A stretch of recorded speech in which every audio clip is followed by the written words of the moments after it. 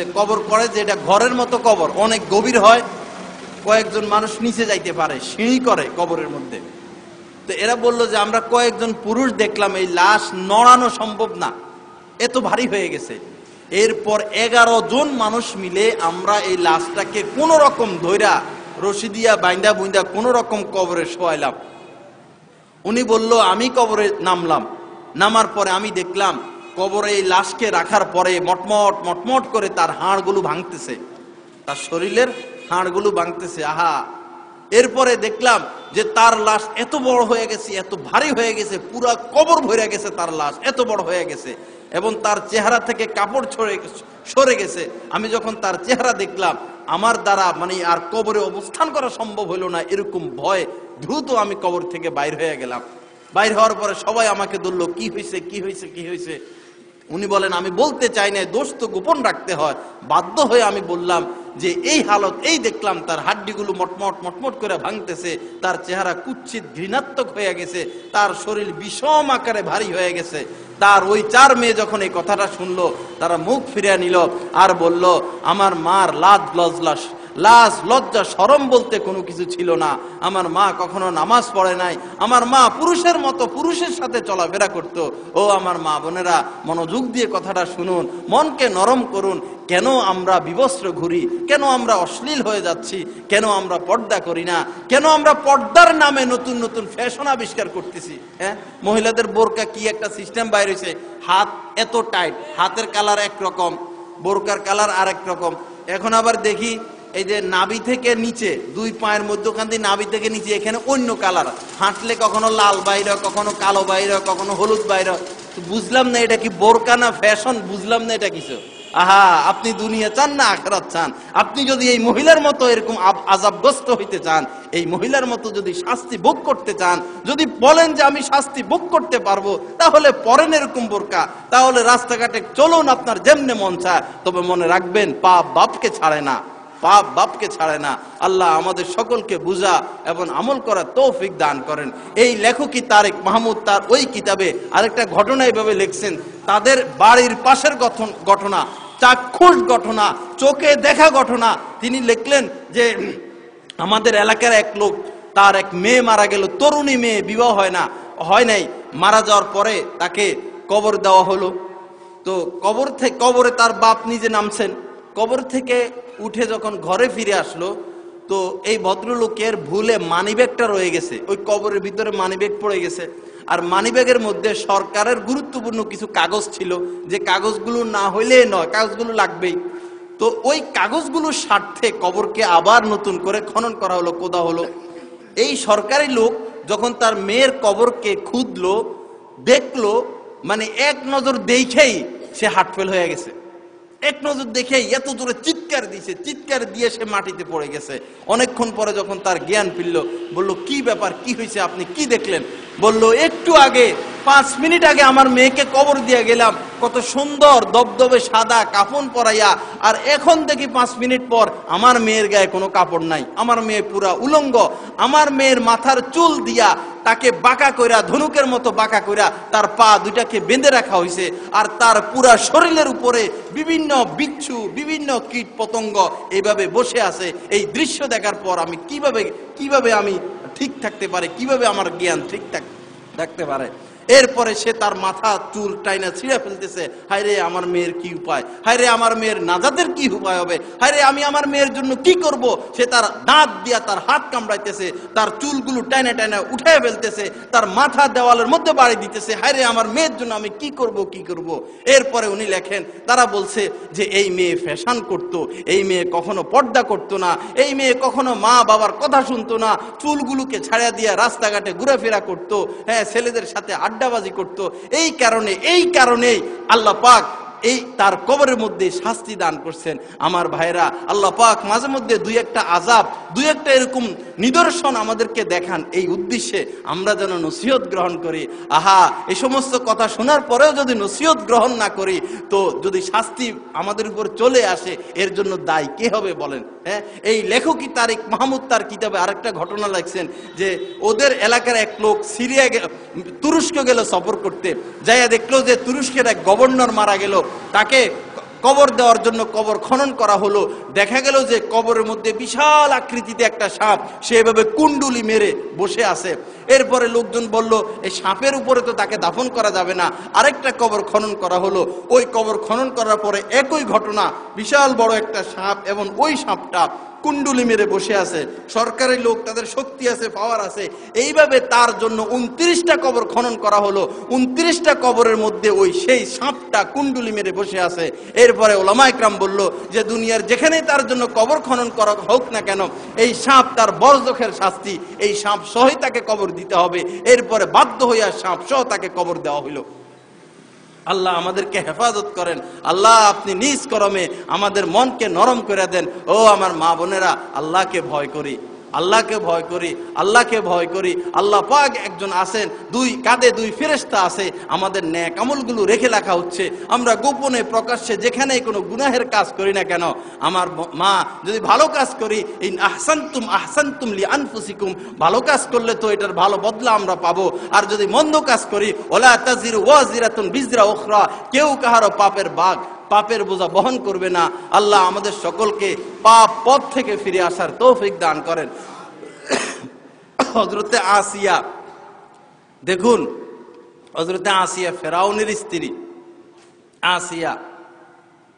একদিন ফেরাউন তার ঘরের একটা কর্মচারী মহিলা মোসাতা, সে ঈমান আনছে আল্লাহ পাকের প্রতি, মুসা আলাইহিস সালামের প্রতি, এই অপরাধে তাকে হত্যা করলো।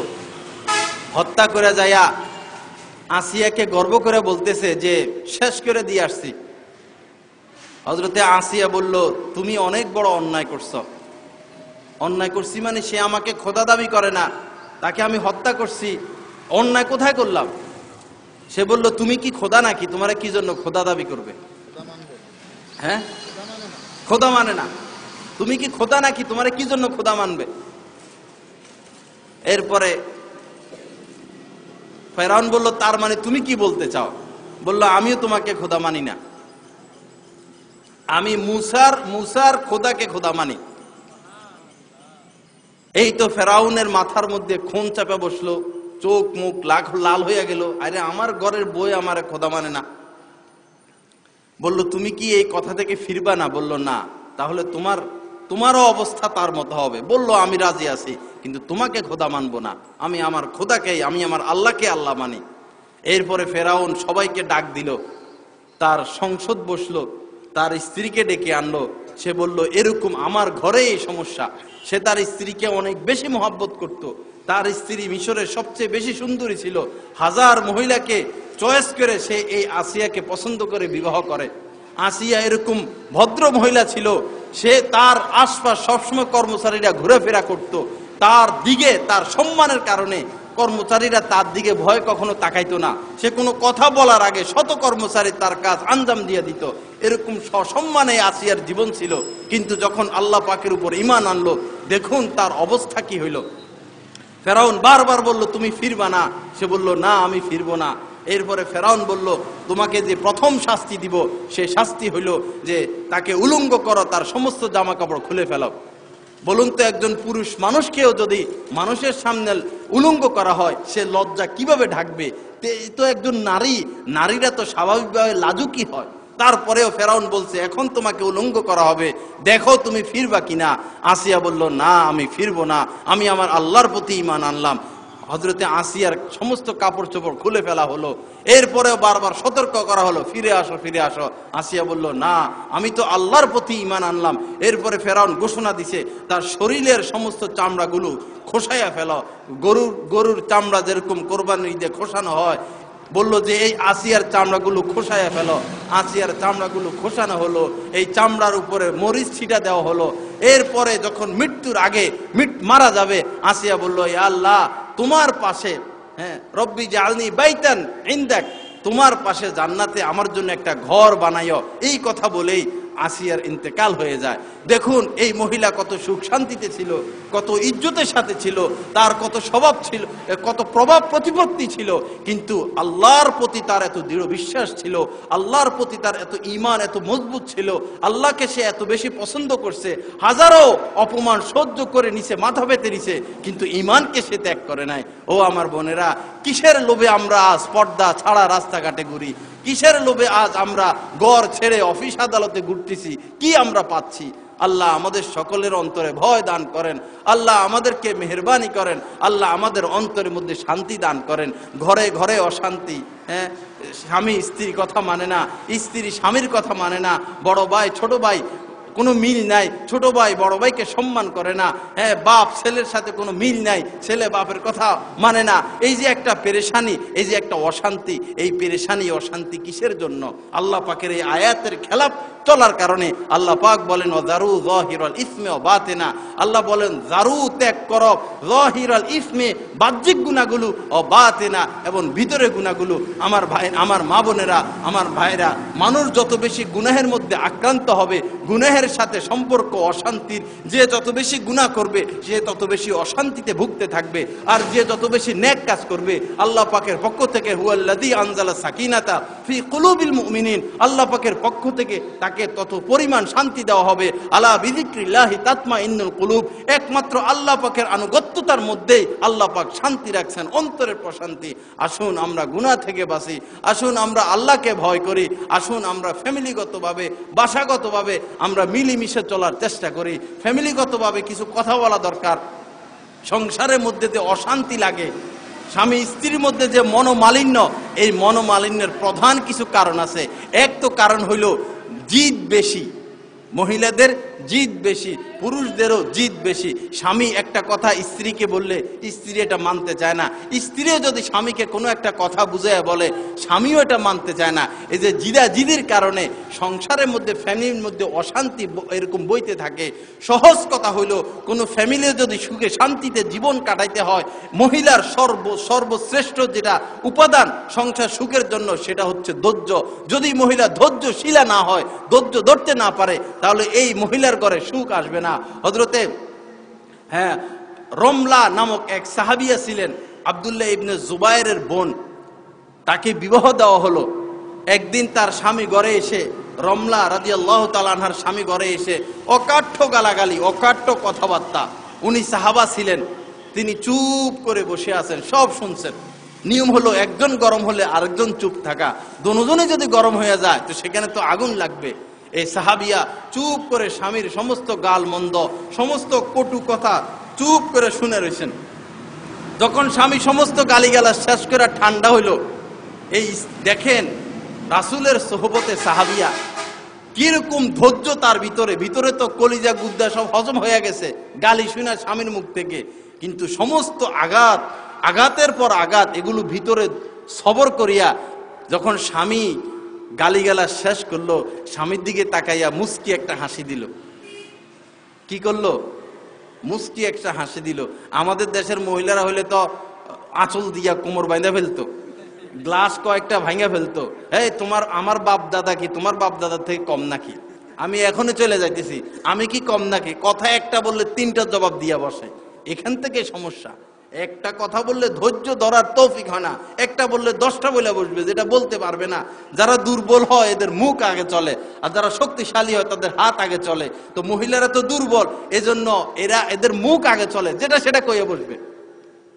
তো যাই হোক, যখন তার স্বামী রাগারাগি কইরা ক্ষান্ত হইল, মুস্কি একটা হাসি দিলেন। হাসি দেওয়ার পরে এখন বউ যদি হাসি দেয়, স্বামী কি রাগ করে থাকতে পারে? বউ হাসি দেওয়ার সাথে সাথে স্বামীও হাসি দিল।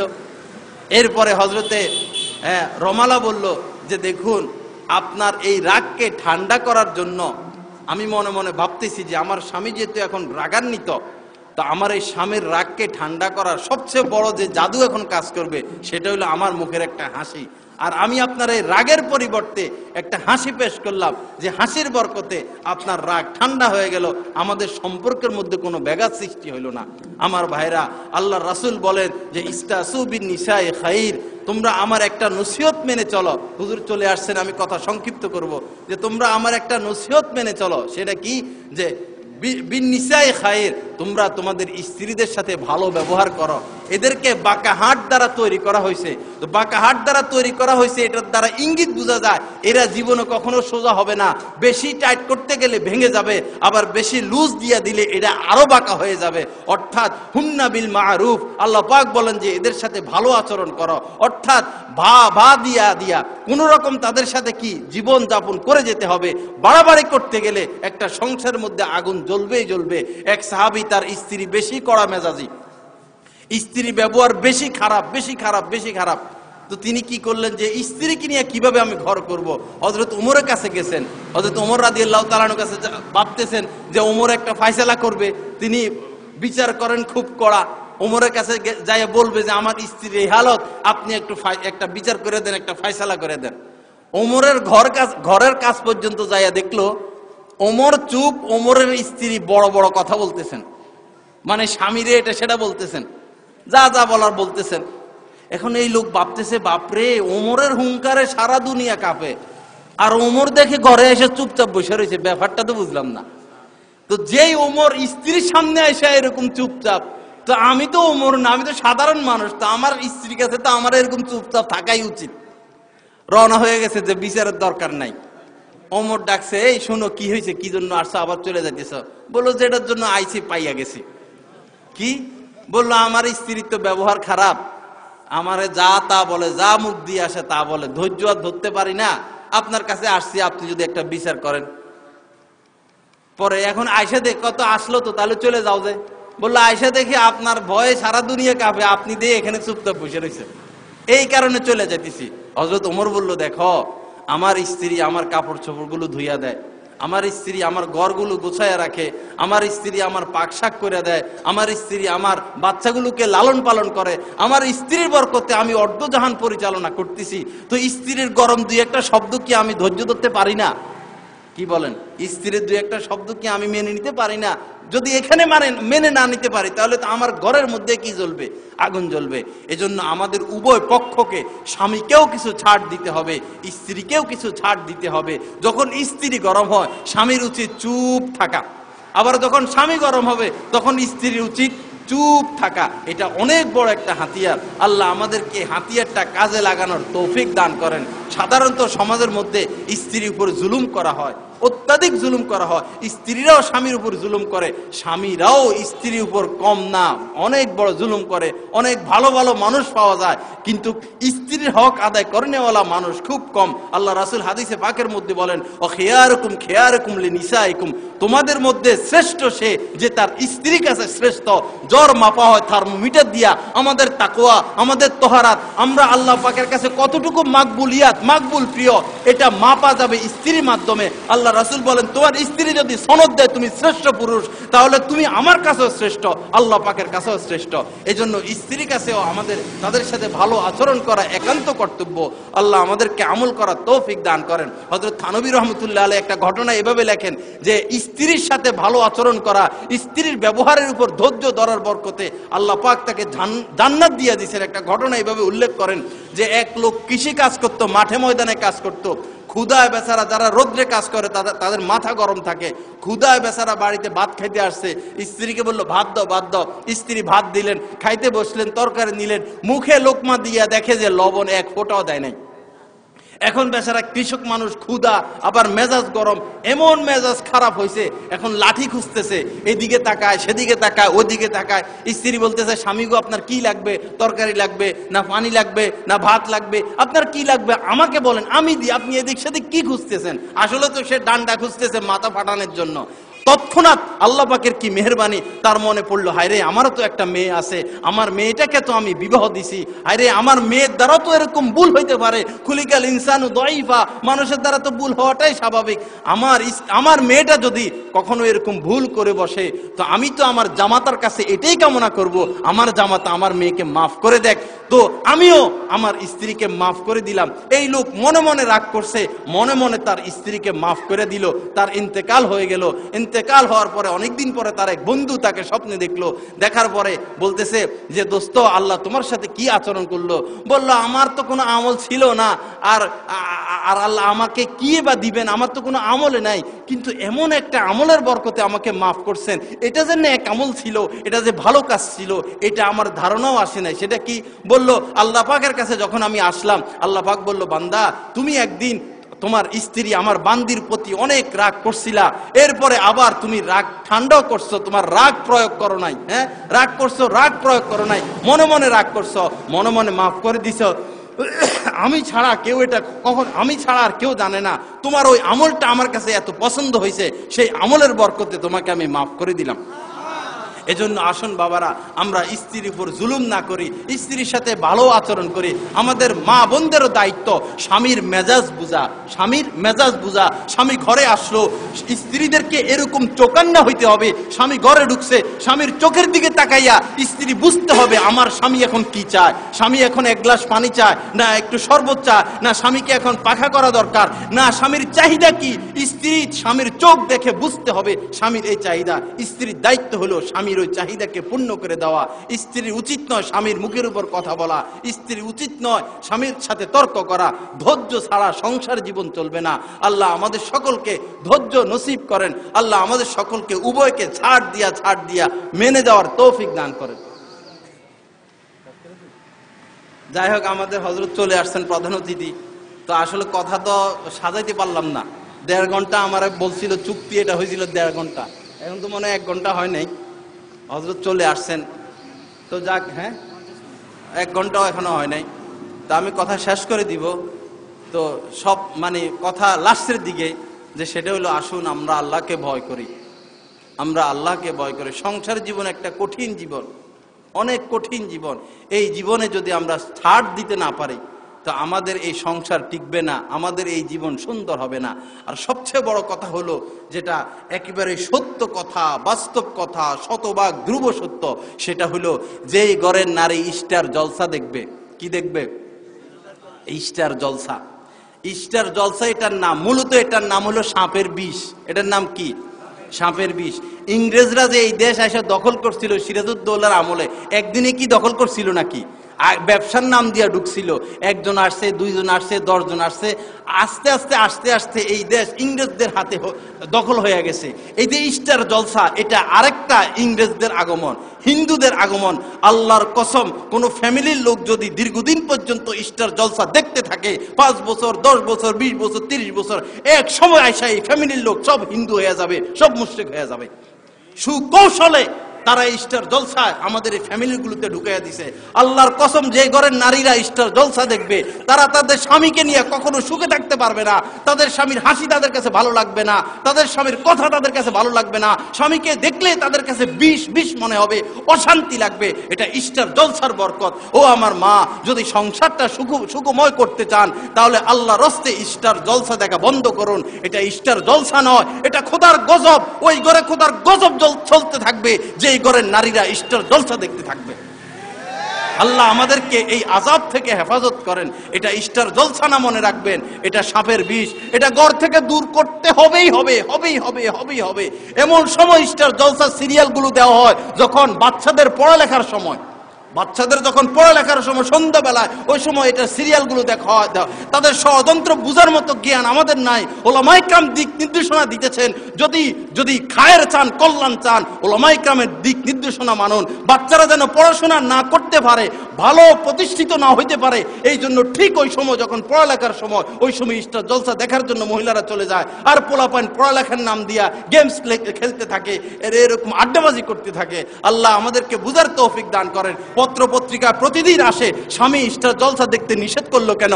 স্বামীকে দা দিয়া কোবাইয়া 2 টুকরা করে ফেলছে। স্টার জলসা দেখা নিয়া বহু স্ত্রী আজ পর্যন্ত তালাক হয়ে গেছে, বহু ঘরের মধ্যে আগুন জ্বলতেছে স্টার জলসার কারণে। আল্লাহ এই স্টার জলসার গজব থেকে আমাদেরকে বাঁচার তৌফিক দান করেন। আরেকটা বিষয় হলো যুবক যুবতী নষ্ট হওয়া। এটা তো মহিলাদের নষ্ট হওয়ার উপকরণ। যুবক যুবতীদের নষ্ট হওয়ার সবচেয়ে বড় উপকরণ হচ্ছে কলেজ, ভার্সিটি, স্কুল, অর্থাৎ সহশিক্ষা। তাফসিরে মাজিদের মধ্যে আমি পাইছি যে ফেরাউন যে লক্ষ লক্ষ হাজার হাজার শিশুকে জবাই করছিল, বনি ইসরায়েলের শিশু বাচ্চাদেরকে যে সে জবাই করছিল, সে শত শত শিশুকে জবাই করে ফেরাউন এত ক্ষতি করতে পারে নাই। এই সহশিক্ষার কারণে মুসলমান তরুণ তরুণীদের যত বেশি ক্ষতি হয়ে গেছে, যত বেশি ক্ষতি হয়ে গেছে। আল্লাহর কসম মেয়েদের লজ্জা থাকবে না, আল্লাহর কসম এই সমাজের মেয়েদের সতীত্ব থাকবে না। এই সমাজে সতীত্বওয়ালা কুমারিত্ব কোনো মেয়ে পাওয়া যাবে না যদি এই সহশিক্ষাকে বন্ধ করা না হয়। এটা খোদার গজব, এটা জায়েজ নাই, এটা মদিনার শিক্ষা নয়, এটা রাসূলের শিক্ষা নয়। এই সহশিক্ষা হচ্ছে ইহুদি খ্রিস্টানদের শিক্ষা। অচিরেই আমরা যারা সমাজপতি আছি আমাদের দায়িত্ব হলো শিক্ষা বিভাগ দুই ভাগ করা, বালক শাখা ভিন্ন, বালিকা শাখা ভিন্ন। বালিকাদেরকে কোনো মহিলা পড়াবে আর বালকদেরকে পুরুষ শিক্ষক পড়াবে। এদেরকে যদি অ্যাডজাস্ট করা হয়, মোমকে যদি আগুনের পাশে আনা হয়, মোম যত শক্তিশালী হোক না কেন এই মোম থাকে না, মোম গলে যায়। একটা বিড়ালকে যদি 6 বছর 5 বছরও শিক্ষা দেওয়া হয়, খবরদার ইঁদুরের উপর আক্রমণ করবে না, ইঁদুরের উপর আক্রমণ করবে না। এই বিড়াল যখন ইঁদুর দেখবে সে ধৈর্য ধরতে পারবে না, সে ইঁদুরের উপর আক্রমণ করে বসবে, সে বাচক বা মরুক।